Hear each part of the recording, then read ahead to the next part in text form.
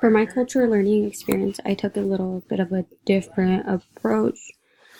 Instead of like going to an actual event, I surrounded myself with someone with that was of a different type of culture, and that would give me a different type of experience. I don't actually want to like name exactly who it was, but I'll describe, and if that makes it obvious about who it is, then so be it. So I decided to spend the day with someone whom I met my first semester at Laverne. He was an international student. This gave me the opportunity to explore his culture and learn about my own ethnicity, like the differences between ours, gender, as he's the opposite gender as I am, race, and I guess especially socioeconomic status.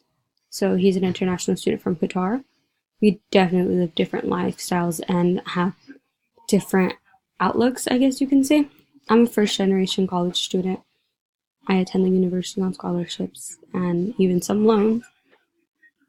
And I was a little surprised to know some things I was not exposed to.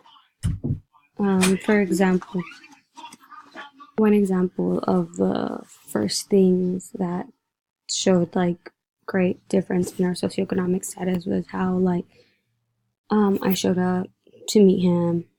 I was looking like a hot mess. I'm tired after working more than 40 hours a week and taking 5 classes. So I obviously don't always look put together. And although he isn't always dressed up in suits or even put together, maybe just sweatpants and t-shirts sometimes, I noticed he was wearing a watch and I complimented it because it looked nice. And then I was like, oh, your watch is like really nice. And then he was like, oh, this is my everyday Rolex, which made me giggle a little because I was like, oh, cool, it's just an everyday Rolex. So then we went off and we had lunch where one of his friends joined us. And we were just talking about our plans for the summer because I didn't want to really make it about me asking him too many things in front of someone else. So then we went on talking about our plans for the summers, and they began talking about how they were going to go on these luxurious vacations to the Four Seasons, how his family could get him into certain places, and how just things like that. Well, to begin with, just swiping my card when paying for my lunch was a little hard because I'm just like, wow, like I'm spending all this money to go on a one-time lunch, and they're over here talking about these, and I might have to worry about it later, and they're over here talking about these luxurious vacations that they're gonna go on. And then they went on where I'm getting to know his friend. We're talking about the different majors we have. I'm an education major. They're business majors. Different types of. We just all are just a mix. And I'm going on talking about how I have a couple semesters left, and I'm wondering what I'm going to do for grad school, where I'm going to look for internships, and how I'm going to do it.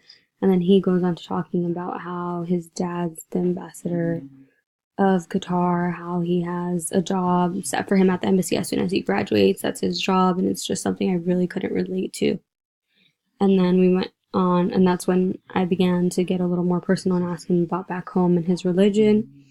And that's where I learned how it was nothing strange for men with of their religion to have multiple wives, especially.